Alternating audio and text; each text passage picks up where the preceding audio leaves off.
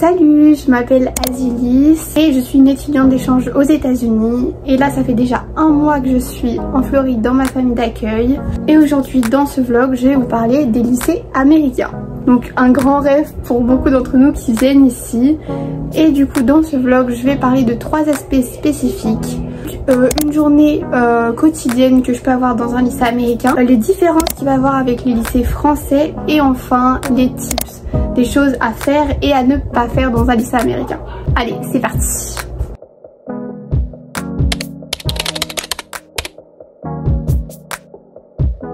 Ok, donc premièrement, un emploi du temps classique. Donc moi je me réveille à 6h30, me préparer et tout, et je pars à 7h15 pour aller chercher mon bus à 7h30. Donc les fameux bus jaunes américains. Ils sont pas très confortables, mais j'aime tellement les prendre, c'est vraiment un rêve quoi. J'arrive à l'école à 8h20 pour commencer à 8h30. Donc ma première classe, c'est une classe d'anglais. J'apprends à travailler sur les dissertations en anglais, sur le vocabulaire et toutes ces choses comme ça. Après ça, je suis passée à ma deuxième classe. On a tous une classe de maths quand on vient en tant qu'étudiant d'échange. Plus communément, souvent on a algèbre, sauf que moi j'ai eu maths, data et finance. Donc c'est un peu plus dur que algèbre, j'ai l'impression. Mais du coup, je travaille vraiment sur des problèmes réels. Après, je passe à ma troisième classe, donc j'ai US gouvernement. C'est vraiment une classe super cool et chill parce que mon prof est trop sympa. Après ça, je mange pendant 30 minutes, donc il y a les fameux lunchs américains avec leurs petits plats. Moi je sais que tous les jours c'est frites nuggets ou frites pizza. Je sais, ça fait rêver les Français. Et dans les écoles publiques, les repas du midi sont gratuits.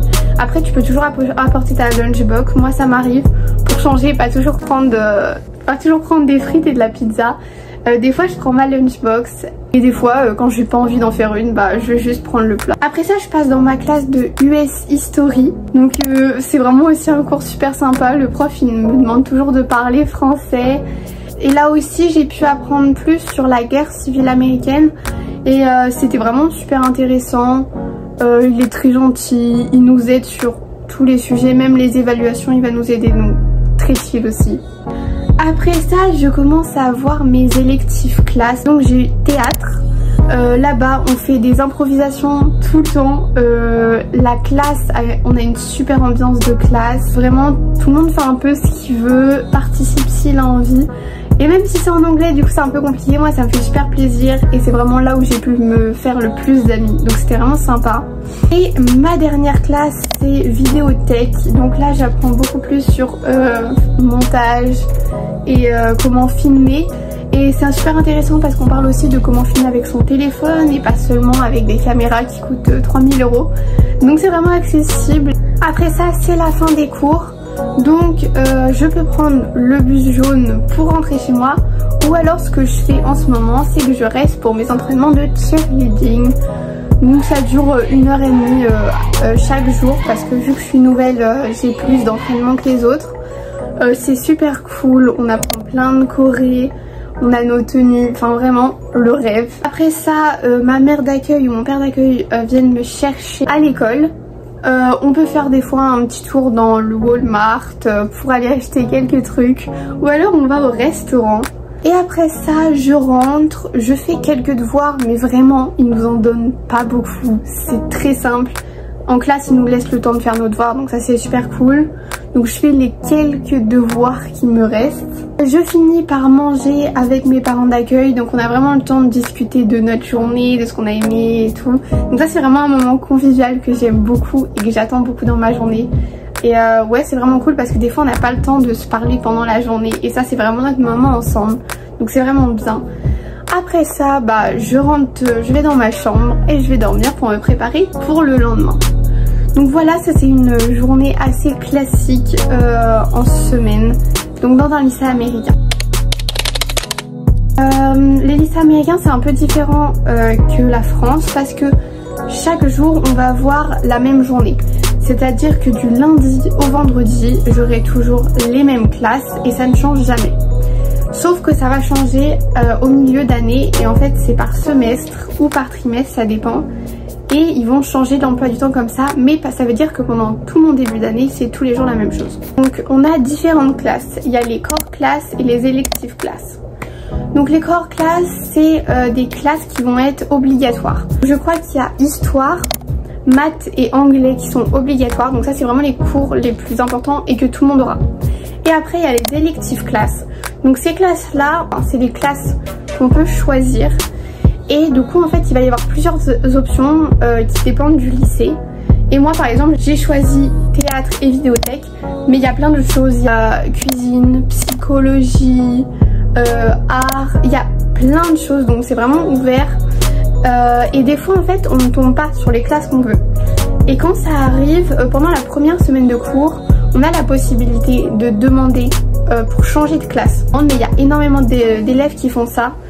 Et donc ils vont pendant la première semaine, souvent c'est un emploi du temps incertain parce qu'ils peuvent changer et te dire bon bah ce cours là du coup on va te le déplacer en 5e heure alors que tu l'avais en première heure pour que tu puisses avoir ce cours là ou des choses comme ça. Donc la première semaine c'est un peu chaotique mais après ça va mieux.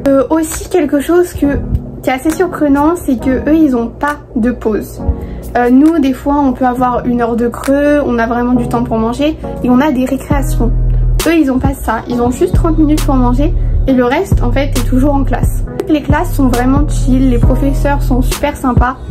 C'est pas aussi stressant qu'on peut avoir en France. Ici il y a une relation élève-professeur très différente. Même si des fois les élèves vont vraiment penser qu'ils sont un peu les rois, il y a aussi des super bonnes relations qui peuvent se créer avec les professeurs. Et du coup c'est vraiment très agréable de venir en cours et de les voir. Donc voilà, c'était les différences avec la France. Il y a plusieurs points. J'ai pas tout donné, mais c'est les points principaux. Et donc maintenant, on va passer à la dernière partie, les tips que je peux vous donner, des choses à faire et à ne pas faire. Donc je vais commencer avec quelque chose qu'il faut faire. Donc je vous conseille vraiment de faire un sport ou une activité dans votre école. Les clubs et les activités, ça permet vraiment de nouer des liens forts avec les gens. Donc moi par exemple avec le cheerleading, je sais que je me suis déjà fait plusieurs amis avec ça. Je veux aussi contribuer à aller au Bible Club. Donc c'est un club chrétien où on travaille la Bible et des choses comme ça. Et donc tous ces clubs là, toutes ces choses là, je sais qu'il y a aussi Student Government. Nous on peut dépendre de toutes les écoles, mais c'est ceux qui vont organiser la prom, tous les événements comme ça du lycée. Donc vraiment ça a l'air super bien. Si vous avez l'occasion de le faire, faites-le. C'est toujours une occasion de rencontrer des gens, donc c'est vraiment super. Quelque chose à ne pas faire, c'est attendre que les Américains viennent vers vous si personne ne vient. C'est vrai que moi je m'étais dit que les gens allaient sûrement, pas tout le monde, mais que beaucoup allaient être intéressés par le fait que je sois française et des choses comme ça. Mais des fois c'est dur aussi de le faire savoir aux élèves. Et des fois c'est juste, il faut faire le premier pas, juste demander à ton camarade de classe « Oh, est-ce que tu pourrais m'expliquer ça c'est pas ma langue, je comprends pas bien. » Et puis petit à petit tu vas nouer les liens comme ça. Donc vraiment il faut pas forcément attendre que les autres fassent le premier pas. Parce que eux ils sont déjà dans leur école, ils ont leurs amis et ils sont pas forcément dans une situation où ils ont envie d'aller vers les autres. Mais vous allez vers eux parce que c'est pas parce qu'ils ne viennent pas vers vous qu'ils sont pas ouverts et qu'ils n'ont pas envie de se faire des amis. Quelque chose auquel on pense pas souvent, mais il faut faire attention à rendre ses devoirs à l'heure. Quand on m'a dit ça la première fois, moi je me suis dit forcément je rends toujours mes devoirs à l'heure. Mais en fait ici beaucoup de devoirs sont faits sur ordinateur et sont à envoyer dans la soirée. Donc quand on fait pas attention, ça peut arriver le fait qu'on regarde et on se dise c'était pour hier et on l'a pas fait. Donc ça c'est quelque chose où il faut être très rigoureux pour vérifier tous les jours s'il y a des choses à faire et même se mettre des notes ou des choses comme ça pour dire ah oui dans une semaine il faut que tu aies rendu ça, commence à travailler dès maintenant. Donc c'est juste une habitude à prendre et après ça va mieux, mais il faut juste pas tomber dans le piège les premiers jours. Donc quelque chose qu'il ne faut pas faire, c'est arriver en retard pour le bus. Parce que nous on a l'habitude d'avoir plein de transports en commun, des bus qui passent tous les 10 minutes ou des choses comme ça, mais ici le bus il passe une fois. Donc si tu rates ton bus, il va falloir que tu demandes à tes parents d'accueil de t'emmener à l'école et ils sont peut-être ils ont peut-être besoin d'aller travailler, des choses comme ça, donc tu te sens mal de devoir demander. Eux ils vont être en retard, donc ils se sentent pas bien non plus. Donc pour éviter ça, il vaut mieux arriver en avance et comme ça t'es sûr de pas le rater. Quelque chose qu'il faut faire, c'est encore par rapport aux amitiés, c'est se trouver des amis de lunch. Parce que pour les lunchs, souvent, moi en tout cas dans mon lycée, il y a 3 différents services, A, B et C. Et donc je sais que certains de mes amis mangent à des services auxquels je ne suis pas. Et donc pour pas manger tout seul, il faut se trouver des amis qui vont avoir un service comme ça. Moi je sais que j'ai une table où en fait on n'a aucune classe ensemble, mais on s'est assis ensemble au fur et à mesure et maintenant on mange tous les jours ensemble et des choses comme ça. Et du coup ça fait que tu stresses pas, parce que c'est vrai que ça peut être un peu stressant de manger tout seul et pas très agréable. Du coup se trouver un petit groupe, voire partager un peu la journée ou des choses comme ça, ça fait toujours plaisir. Quelque chose à ne pas faire, c'est prendre trop de cahiers et de stylos. Alors je sais, moi personnellement j'adore avoir 15 000 surligneurs, plein de couleurs différentes, plein de cahiers, mais ici en fait ça va vraiment pas être utile parce que comme je l'ai dit, on utilise beaucoup l'ordinateur et aussi en fait ils ont tout le matériel en classe. Les professeurs en fait ils le prêtent aux élèves. Et donc vraiment ne vous blindez pas en faisant les courses. Plus tard dans l'année, si vous voyez que vous manquez quelque chose, allez l'acheter. Mais ne vous jetez pas sur les fournitures scolaires. Une autre chose qu'il faut faire, donc je dirais, c'est de se présenter au professeur et au principal de votre école. Et que du coup ça aide parce que par exemple, il y a certains professeurs ou certaines matières qui peuvent être un peu compliquées. Et les professeurs, si par exemple vous faites une évaluation et que vous leur avez pas dit que vous êtes étudiant d'échange, ils peuvent se dire mais pourquoi il sait pas bien écrire anglais, il fait beaucoup de fautes ou des choses comme ça. Et en leur expliquant, même dans leurs cours, ils vont pouvoir vous aider. Par exemple, moi je sais que en US gouvernement, moi mon professeur, le diaporama en fait il me le réimprime en français pour tous les termes techniques. Parlez-en comme ça, et même ça crée un contact directement avec vos professeurs. Et même moi justement en parlant à un de mes professeurs, il m'a un peu introduit à toute la classe et m'a dit oui voilà c'est une étudiante d'échange. Et du coup ça a fait que dans cette classe là j'ai pu créer d'autres liens parce que les élèves savaient que j'étais étudiante d'échange. Une dernière chose, si vous êtes dans un état chaud, donc comme moi parce que je suis en Floride, ne prenez pas que des vêtements frais. Moi c'est ce que j'ai fait, j'ai regretté parce qu'en fait ici ils ont la clim partout. Et en fait elle est en continu et vraiment j'ai déjà attrapé froid et je suis tombée malade parce que j'avais pas les vêtements adéquats pour la situation. Et la dernière chose que je vais vous conseiller de ce qu'il faut faire, il faut vous amuser. Parce que oui c'est vrai, c'est l'école, il faut travailler, il faut avoir des bonnes notes, je ne dis pas le contraire. Mais il faut vraiment que vous vous amusiez.